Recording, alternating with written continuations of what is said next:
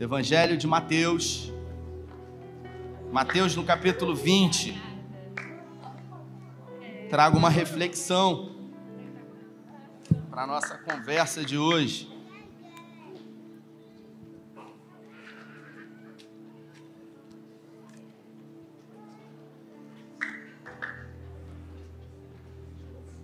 Evangelho de Mateus.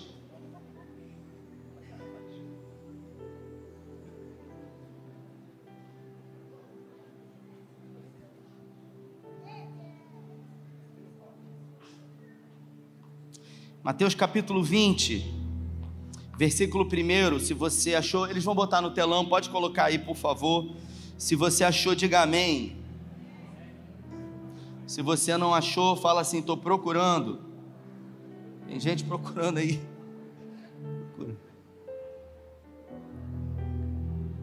Diz assim a minha tradução: o reino de Deus é como o administrador de uma propriedade rural. Queria que você prestasse atenção nessa tradução, que saiu bem cedo de manhã, a fim de contratar pessoas para trabalhar em sua vinha.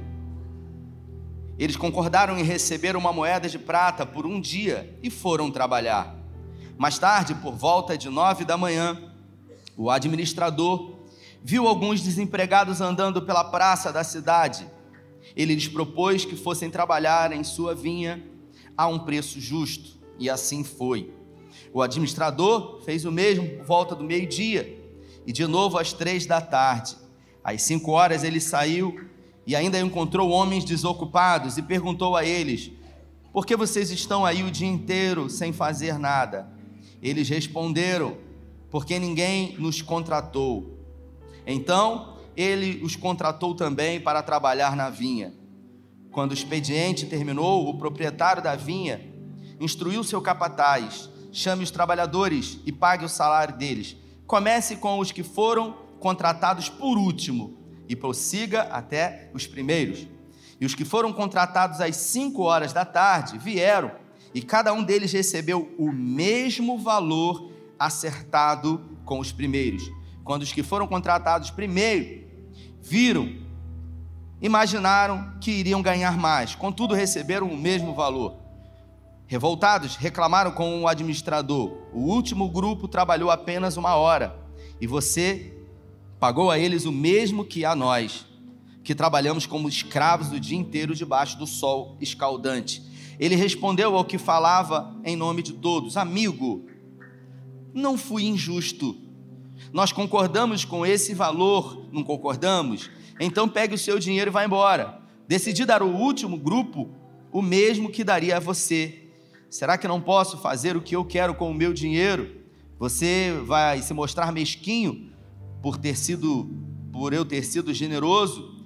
Aí está mais uma vez a grande inversão: os primeiros terminando por último e os últimos primeiros. Se você pode, feche seus olhos. Pai, essa é a tua palavra e nessa noite em graça pedimos que nesses poucos minutos o Senhor fale conosco. Tudo o que o Senhor precisa é de uma oportunidade para entrar na vida do homem e mudar a história, e mudar a realidade, mudar a vida, a família. É o que pedimos que o Senhor faça nessa noite para todos aqueles que estão aqui sedentos e abertos ao teu agir e operar nas nossas vidas em nome de Jesus. Esse texto é uma das parábolas de Jesus e eu queria nessa noite, na nossa conversa, falar sobre essa graça. Falar sobre essa graça que não é justa, sobre a matemática da graça, sobre uma matemática ilógica. O texto diz que um fazendeiro, ele resolveu, no momento de colher a sua lavoura, sair à praça da cidade e convidar homens para que pudessem trabalhar na sua lavoura. E ele saiu às 6 da manhã. E ao encontrar os primeiros homens nas praças, ele disse: vocês gostariam de trabalhar o dia inteiro para mim? Eu daria a vocês uma moeda, uma dracma. Uma dracma era uma moeda de prata que representava um dia de trabalho de um hebreu. E ele voltou, pediu para que o seu encarregado fosse às 9 horas da manhã na praça e contratasse mais um grupo de pessoas dizendo apenas para aquele segundo grupo que eles iriam receber aquilo que era justo. Outra vez ele saiu ao meio-dia, e outra vez às 3 da tarde, depois por último às 5, pegando 5 grupos. Somente o primeiro grupo havia prometido a quantia de 1 dracma. No final do dia, ele pediu para que o seu encarregado começasse a fazer os pagamentos, e ele foi específico que os pagamentos fossem feitos primeiro daqueles que receberam, que foram convidados por último. Aqueles que foram chamados às 5 da tarde receberam 1 dracma. Os que foram chamados às 3 da tarde receberam 1 dracma. E todos que estavam ali estavam observando o pagamento que era feito. Obviamente, as pessoas que haviam sido contratadas às 6 horas da manhã, ao verem que o pagamento realizado a quem chegou 5 horas da tarde, pensaram no seu coração, dizendo: vamos receber muito mais. Só que quando chegou a vez de receberem aquilo que havia sido combinado, eles receberam a mesma quantia. E é nesse momento que eles se rebelaram, e eles começaram a dizer: isso não é justo, a gente não aceita isso. Não é justo que você pague a gente o mesmo que você pagou aqueles que foram trabalhar às 5 da tarde, afinal eles só trabalharam 1 hora, e nós trabalhamos o dia inteiro como escravos. Eu confesso, irmãos, que quando eu leio essa passagem, quando eu leio essa parábola, eu também tenho uma sensação de injustiça. A verdade é que quando eu olho para a Bíblia, e eu, por conhecer alguns textos, também tenho essa impressão de que muitas são as vezes que o nosso Deus, ele não age de uma forma métrica, de uma forma lógica, porque não parece ser natural ao olhar para o lado e ver algumas pessoas sendo abençoadas, e segundo uma régua moral que eu tenho.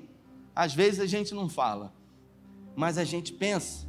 E eu, como estou aqui e tenho que falar, vou dizer para você que eu também tenho uma régua moral que às vezes eu meço algumas pessoas, e eu uso essa mesma régua para me medir, e quando eu meço os outros, algumas pessoas, e quando eu também me meço com essa régua, eu falo: não é justo, Senhor. Não é justo que fulano tenha o que tem, e eu tenho o que eu tenho. Não é justo que fulano faça o que faz, e eu tenho que fazer o que eu faço. Como, por exemplo, quando eu olho para a Bíblia, eu penso: não faz sentido Deus resolver levantar um povo na terra. Deus resolveu levantar o seu povo na terra, e Ele escolher como primeiro um homem politeísta chamado Abraão, que morava lá no antigo, naquilo que nós conhecemos hoje como Iraque. Deus foi lá em Ur dos Caldeus, no Iraque, na casa de Terá, e chamou Abraão, que era um politeísta. O pai de Abraão, ele era fabricante de imagens. Sabe essas imagens que a gente, quando viaja para o Rio de Janeiro, a gente passa na Via Lagos e vê um monte de escultura? O pai de Abraão, ele fazia deuses de argila, e eram muitos deuses que o pai de Abraão fazia e ele vendia.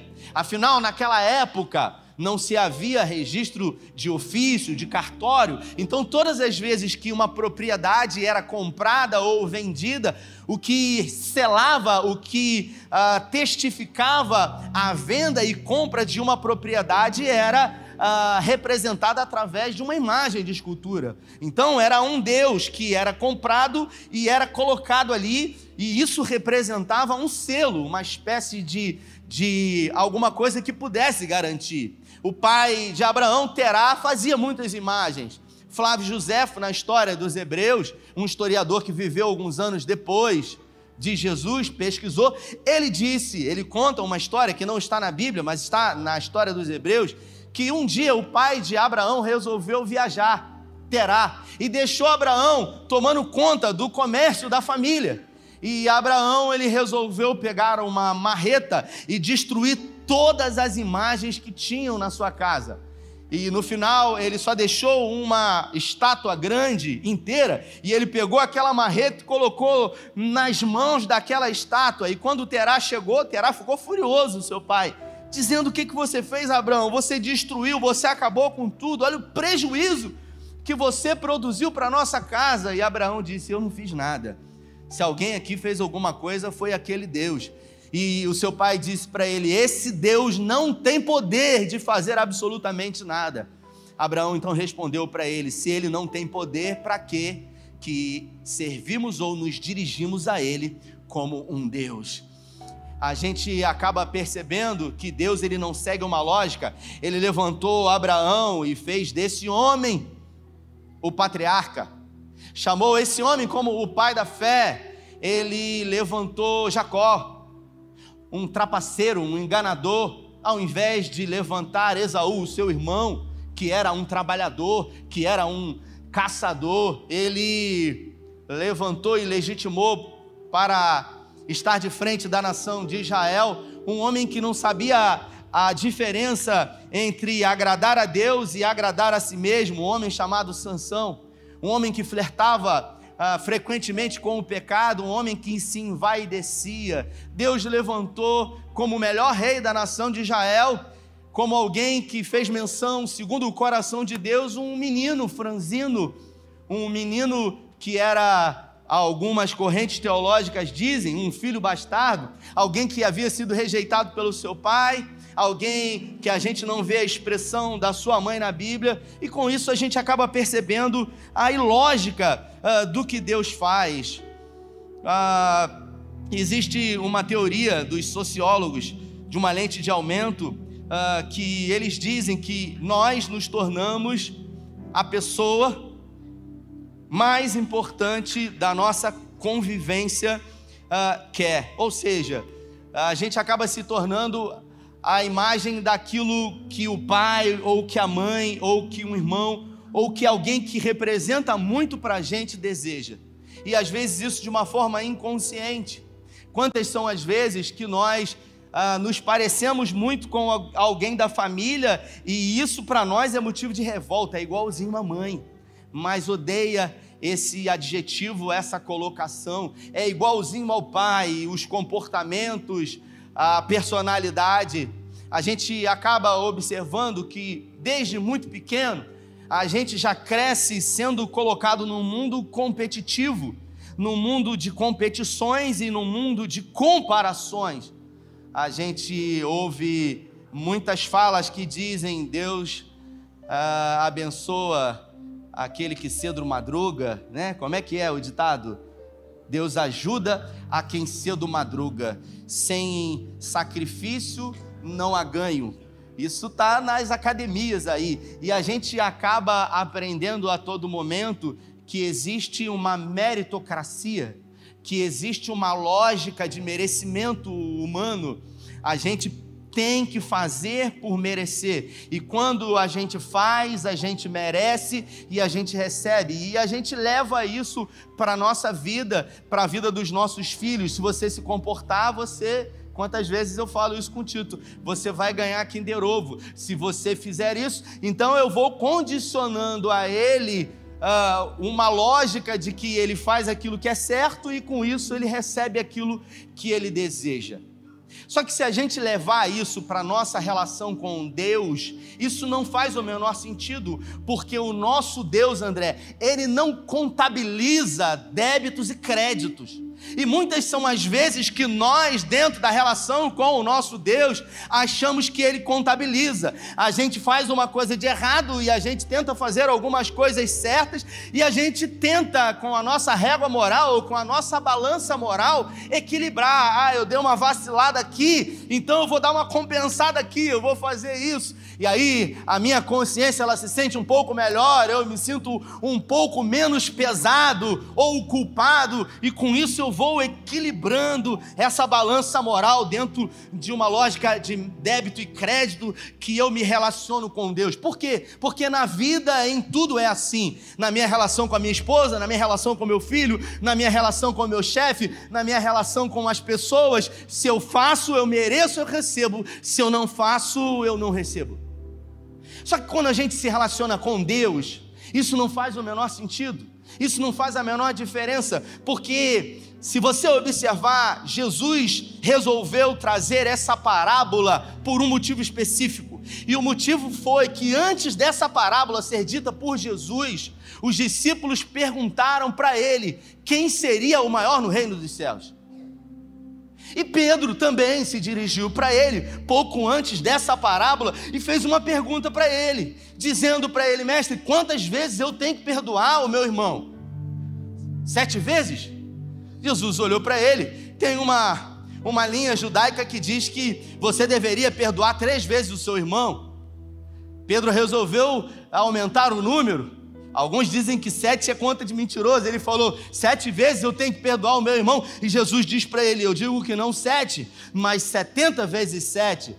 Em um outro momento, Salomé e os seus 2 filhos, Tiago e João, começaram a argumentar para saber quem iria sentar em qual posição no reino dos céus. Salomé pediu para que Jesus sentasse um à sua direita e um à sua esquerda. Observe que a todo momento a gente está querendo uma posição. Observe que em todo tempo a gente está dentro de uma métrica de merecimento, mas a graça de Deus, ela não tem a ver com o merecimento. No reino de Deus não existe a palavra merecimento, porque a palavra graça quer dizer favor não merecido. Você não merece, mas ainda assim Ele te dá. E aí é que entram as perguntas: mas por que Deus resolveria dar a alguém que não merece? Porque Ele é Deus. E nós nunca teremos todas as respostas. A gente não vai ter todas as respostas para muitas perguntas que nós temos. O porquê que isso está acontecendo, o porquê que essa situação está acontecendo na minha vida. E existem pessoas que não conseguem absorver e entender a ilógica da graça de Deus ou a matemática da graça de Deus, porque a vida inteira se sentiram rejeitadas, porque a vida inteira tiveram que merecer para poder receber, e agora quando se relacionam com Deus, e uma vez que é dito para essas pessoas que o amor de Deus está disponível a essas pessoas na pessoa de Jesus, elas ficam intrigadas e tentando assimilar e achar de um jeito, uma vez que agora caminham com Deus, o que elas podem fazer para agradar a Deus. Escute o que eu tenho para te dizer: não existe nada que você possa fazer que vai agradar a Deus. Não existe nada que você possa fazer que vai fazer com que Ele ame mais a você, porque a Bíblia fala que tudo o que Ele fez porque Ele decidiu amar você primeiro. Mas nós somos maus por essência. Eu me lembro que um dia preguei o evangelho para um irmão, a gente estava junto, e ele disse para mim: pastor, eu sou uma pessoa boa.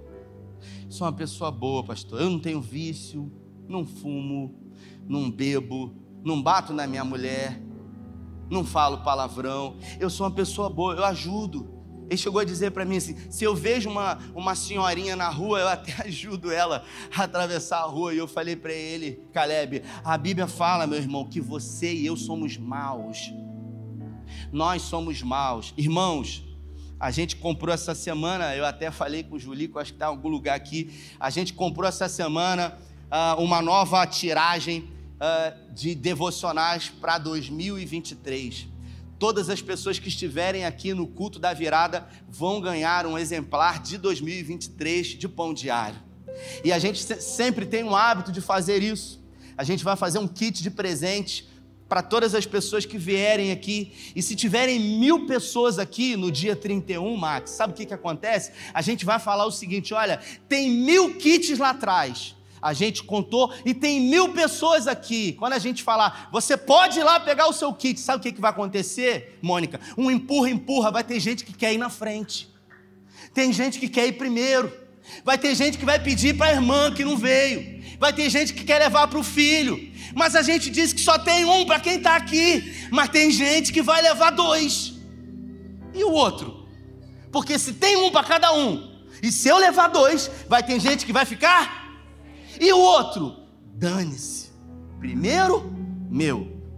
Vovó dizia: farinha pouca, meu primeiro. E o outro? Eu não estou nem aí. Contando que tenha um para mim, eu quero ir na frente. A gente sabe que é assim, irmãos.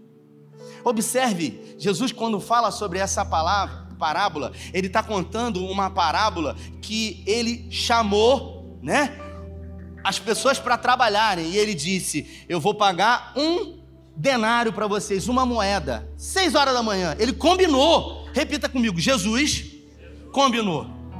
Aí depois, 9 horas da manhã ele chamou um grupo, meio-dia ele chamou um grupo, 3 horas da tarde um grupo, 5 horas da tarde um grupo. Quando ele foi pagar, propositalmente ele mandou pagar o último grupo. O pessoal que foi 6 horas da manhã, quando recebeu, colocou a expectativa, vou ganhar mais. Quando recebeu, falou, não é justo, aí foi cobrar.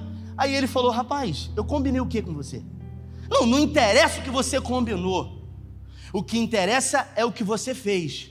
O que eu fiz? O dinheiro não é meu? O texto diz isso. Se o dinheiro é meu, eu faço o que eu quero. Ele disse: mas não é justo isso. Você sabe como que é o nome disso? Você sabe qual é o nome desse sentimento, dessas pessoas que estão querendo reivindicar o seu direito? Inveja. Porque a inveja não é querer ter o que o outro tem. Essa é a inveja branca. Inveja é quando você não quer que o outro tenha o que ele tem. Então ele falou: eu não quero que ele ganhe a mesma coisa que eu ganhei, porque não é justo. Por quê? Porque eu não quero, porque eu mereço. Eu não sei se você já fez essas orações. Eu às vezes, Carlinhos, eu fico pensando, se só eu que penso essas loucuras na minha cabeça, sabe? Essas minhas elucubrações, porque eu fico assim: Jesus, se o Senhor me desse o que eu mereço, eu ia pro inferno, que eu não mereço nada. Já pensou se Jesus desse para você o que você merece? Pensa aí, gente, fecha o olho rapidinho aí. Meu Deus. Tem uma história verídica. Há alguns anos atrás, a gente tinha um grupo de pastores aqui na igreja. Deixa eu contar essa história. Estávamos decidindo, igreja é um ambiente onde a gente está sempre decidindo, né, situações, questões da vida das pessoas, e a gente estava numa reunião de presbitério decidindo uma questão, né, de um comportamento de um irmão. E aí a gente estava na mesa orando e debatendo sobre o comportamento do irmão, e aí uma determinada pessoa, um determinado pastor, ele chegou e falou: não, tem que fazer isso, cara, você tem que fazer isso para mim, você tem que fazer isso, tem que fazer isso, tem que fazer isso. Aí eu comecei a olhar para ele, eu falei: rapaz, não, cara, não vou fazer isso não, cara, que doideira é essa? Aí ele falou: não, tem que fazer. Aí eu fui e falei: olha, eu acho melhor que a gente trabalhe com compaixão, que a gente possa chamar para conversar, que a gente possa fazer isso. Aí ele foi, bateu na mesa e ele falou assim: não concordo, você tem que fazer isso. Eu confesso que eu olhei para ele na hora e eu disse para ele: pastor Gil, ainda bem que você não é Deus, senão eu estava ferrado na tua mão, meu irmão. Porque se você é Deus, eu não sei o que você faria com você também.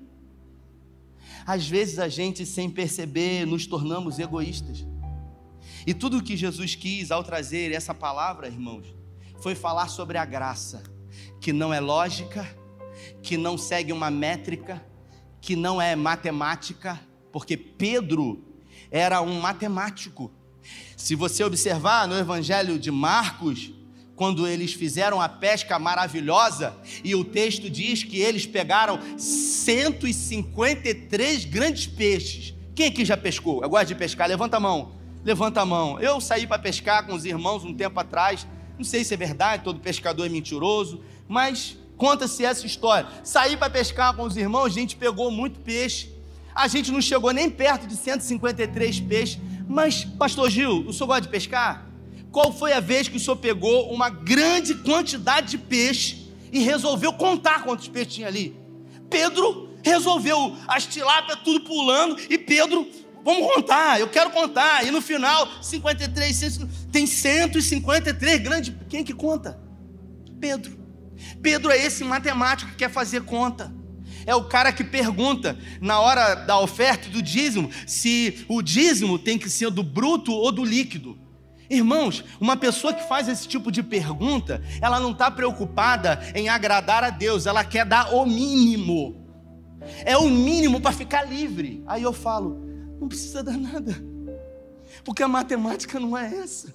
Não é uma conta, não é uma obrigação, entenda isso, é gratidão, é diferente, porque eu não posso fazer nada para Ele que possa pagar ou retribuir aquilo que Ele me fez. É graça, é caris, é favor imerecido a nós.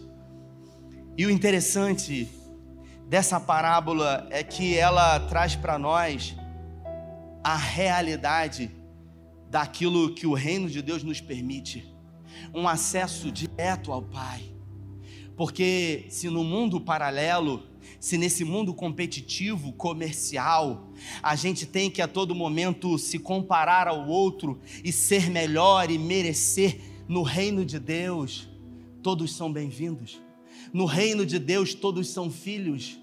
Na penúltima quarta-feira, enterrei a minha avó, e eu sempre, por estar em contato com a morte de pessoas, costumeiramente frequento cemitérios de Cabo Frio, de São Pedro da Aldeia, e em vários lugares. E eu me lembro que no cemitério de Cabo Frio, há alguns anos atrás, você que já foi lá deve ter visto isso, no pórtico de entrada, tem aquele pórtico, quando você entra, você não consegue ver, você vaza por aquele pórtico.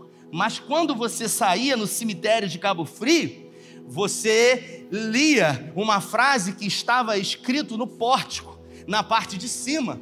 E essa frase, eu confesso que me provocava muito, Darlington. E a frase era: aqui somos todos iguais. E eu confesso que um dia, ao sair do cemitério, parei, olhei aquela frase que hoje não está mais lá.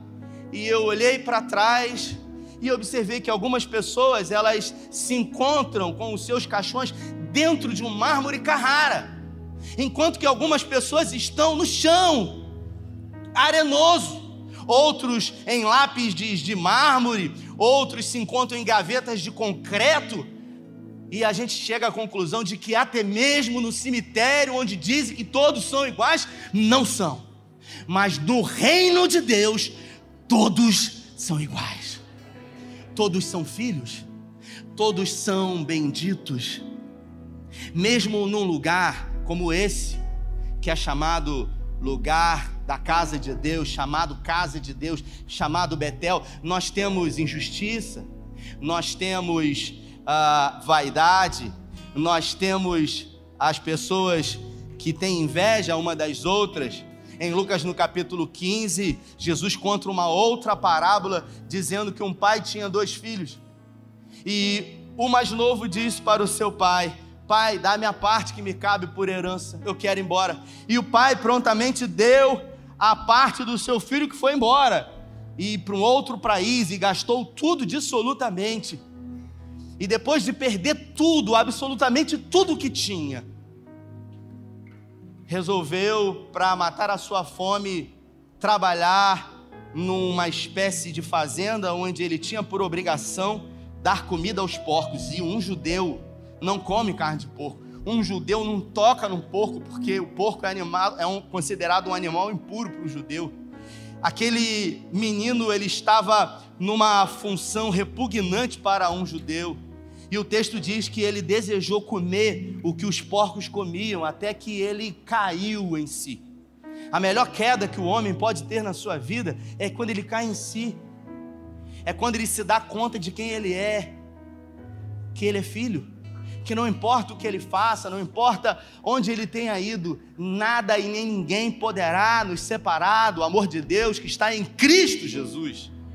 E ele diz: tornar-me-ei o meu pai. Olhou a festa, chamou um dos seus empregados e disse: o que é isso? E eles disseram: foi o seu irmão que estava perdido e voltou. E o seu pai resolveu dar um banquete. Qual foi o sentimento que dominou o coração desse irmão?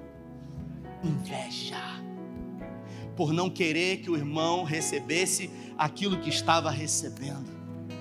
Na casa de Deus também é lugar de, lamentavelmente, se ter inveja, mas no reino de Deus, numa relação pura, verdadeira e poderosa com o Senhor, não há inveja, não há meritocracia. Por isso, eu quero me dirigir a você e eu quero que você preste bastante atenção no que eu vou dizer para você. Não existe nada que você possa fazer nessa noite para que você possa receber tudo aquilo que Cristo conquistou na cruz por você, porque já está disponível a você. Não é meritocracia, é favor e merecido, é graça. Já está disponível, já está liberado.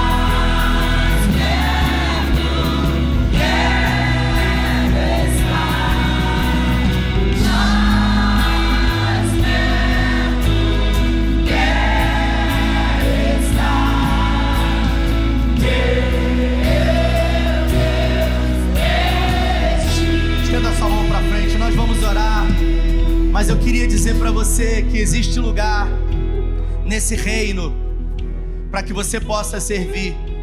Deus, quando confiou aos seus filhos, Ele não deu salário. Deus, Ele deu dons, Ele distribuiu através do seu Espírito Santo. E o Espírito Santo deu a mim e a você dons e talentos para que possam ser multiplicados e empreendidos no reino de Deus. Existe algo em você que não tem em mim, que Deus confiou a nós, para que possamos colocar em favor do reino dele. Então, que você possa participar de alguma forma, não da igreja, mas do reino de Deus, no coral, servindo, no estacionamento, de alguma forma servindo ao outro, amando ao outro, querendo para o outro aquilo que você quer para você. Talvez você tenha se ferido um dia na igreja, mas eu quero dizer para você que a igreja não deveria ser um lugar de sermos feridos, mas inevitavelmente, por termos pessoas imperfeitas, é comum que em algum momento pessoas acabam ferindo-se na igreja. Mas se um dia você se feriu na igreja, é também na igreja que você será curado pelo poder do nome de Jesus. Por isso eu quero incentivar você a servir no Restaurante Graça, no Terra Fértil, na mídia da igreja, em algum lugar, para que você possa se sentir útil, se sentir importante, se sentir amado para esse Deus que tudo fez. Pai, obrigado por esse coral lindo, pela vida do Alexandre, que com tanto carinho conduziu todos. Obrigado pelo ministério de louvor da igreja. Obrigado pela reunião de hoje. Obrigado pela palavra que o Senhor nos deu. Pedimos que o Senhor, durante essa semana que comece hoje, que o Senhor possa revelar a nós aquilo que precisamos, que o Senhor nos dê as estratégias, que o Senhor seja a provisão eterna de cada dia. Onde quer que haja uma necessidade na vida dos teus filhos, que o milagre seja maior. Eu declaro a abundância do Senhor essa semana. Eu declaro que homens e mulheres serão surpreendidos pelo teu favor. Aquilo que tem acontecido na minha vida, que eu testemunhei aqui, eu quero declarar e profetizar na vida de homens e mulheres aqui. Aquilo que temos vivido de bom, queremos compartilhar. Aquilo que temos vivido de ruim, queremos entender que faz parte de um processo, para que logo possamos testemunhar. Não existe mal que dure para sempre. Guarda a nossa casa, os nossos filhos, repreenda o intento do inferno sobre nós, e que essa semana seja a melhor semana de 2022. É o que oramos em nome do Pai, do Filho e do Espírito Santo. Se você crê, dê a melhor salva de palmas. Deus abençoe você, valeu!